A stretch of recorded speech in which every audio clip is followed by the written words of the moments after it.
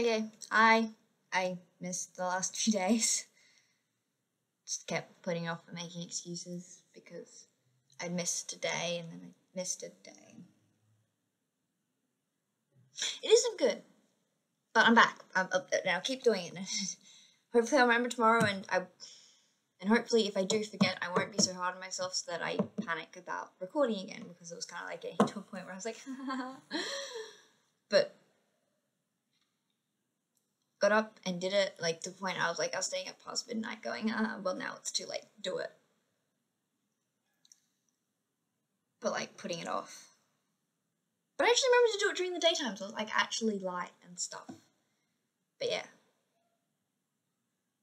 Mistakes were made. But I'm here, and hopefully I'll be here tomorrow, and the day after. And anyway, we're on to Psalm 6. We're reading, so I'm going to start off with the NIV version. For the director of music with stringed instruments, according to Smith, a psalm of David.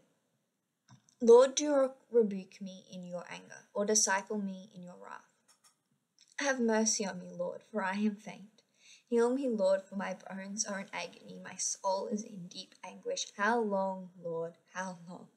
Lord, turn and deliver me. Save me because of your unfailing love. Among the dead no one proclaims your name. Who praises you from the grave? I am worn out from my groaning. All night I flood my bed with weeping, drench my couch with tears. My eyes grow weak with sorrow. They fail because of all my foes, and away from me. All you who do evil, for the Lord has heard my weeping. The Lord has heard my cry for mercy. The Lord accepts my prayer. My enemies will be overwhelmed with shame and anguish, and they will turn back and suddenly be put to shame. And that's a prayer I've prayed before. Not in so many as words, but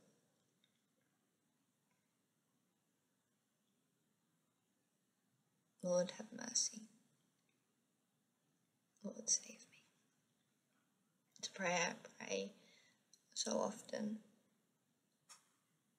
because it's the only thing that saves me, that keeps me afloat. Let's read it in the King James Version. To the chief musician of Nahum, upon Smith, a psalm of David. O Lord, rebuke me not in thy anger, neither chasten me in thy hot displeasure. Have mercy upon me, O Lord, for I am weak. O Lord, heal me, for my bones are vexed. My soul is also vexed, but thou, O God, O Lord, how long? Return, O Lord, deliver my soul, save me from thy mercy's sake. For in death there is no remembrance of thee, in grave who shall thee give thanks? I am weary of all my groaning, all the night I make my bed to swim, water my couch with my tears, my eyes is consumed because of grief. It waxeth old because of all my enemies. Depart from me, ye workers of iniquity. For the Lord hath heard the voice of my weeping. The Lord hath heard my supplication. The Lord will receive my prayer. Let all my enemies be ashamed and sore vexed. Let them return and be ashamed suddenly.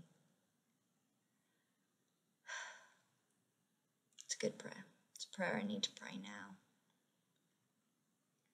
Psalms are good.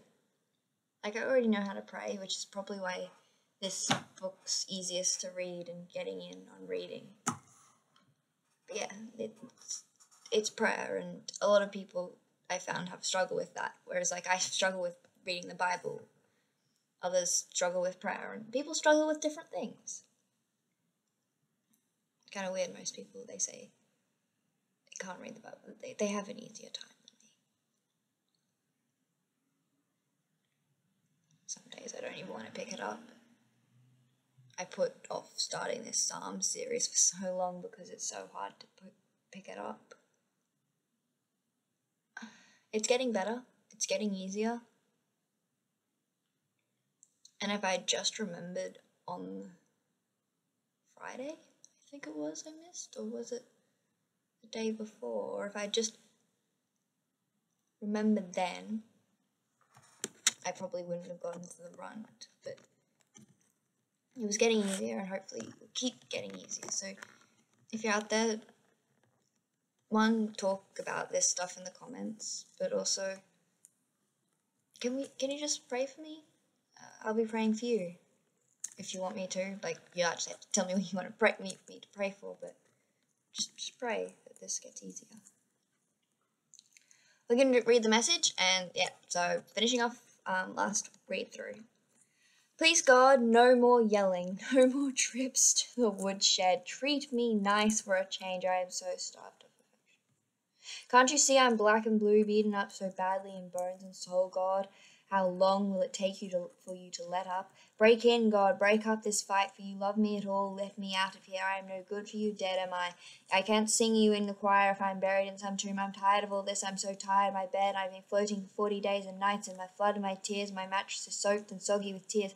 The sockets of my eyes are black holes, nearly blind. I squint and grope and get out of here, you devil's crew. Last God has heard my sobs. My requests have all been granted. My prayers answered. Cowards, my enemies despair. Disgrace, they turn tail and run.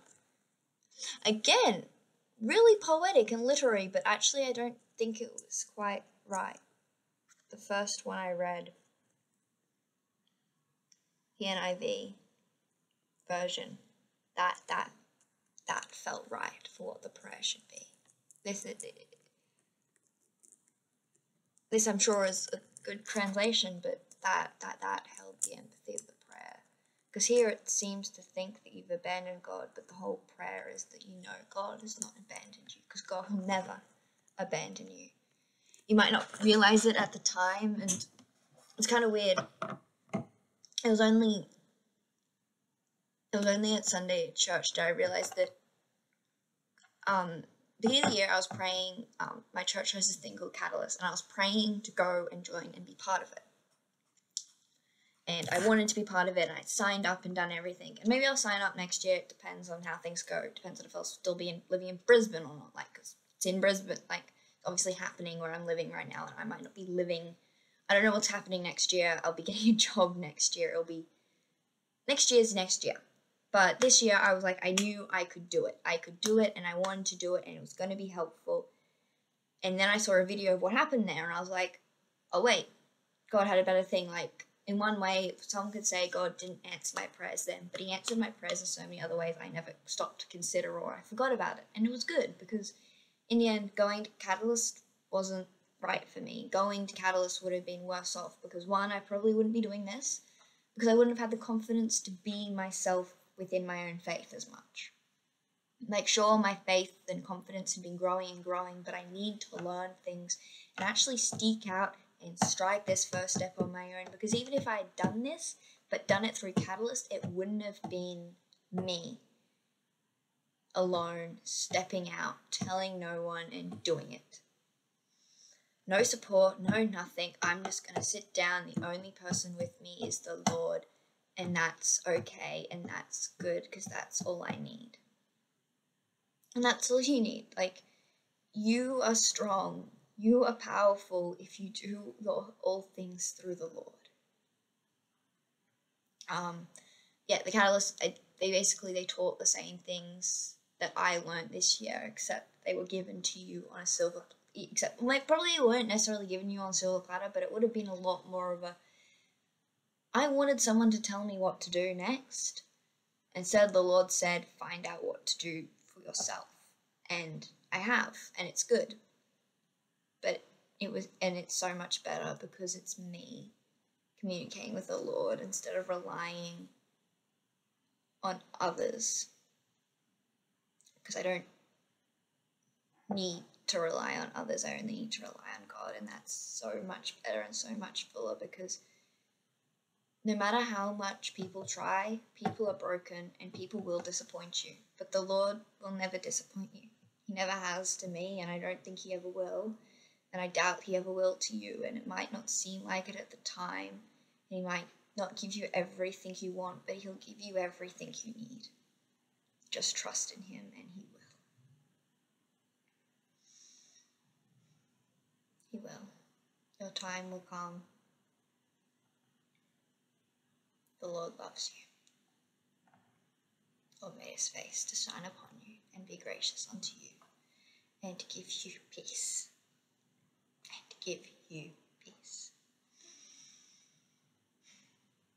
Anyway, bye!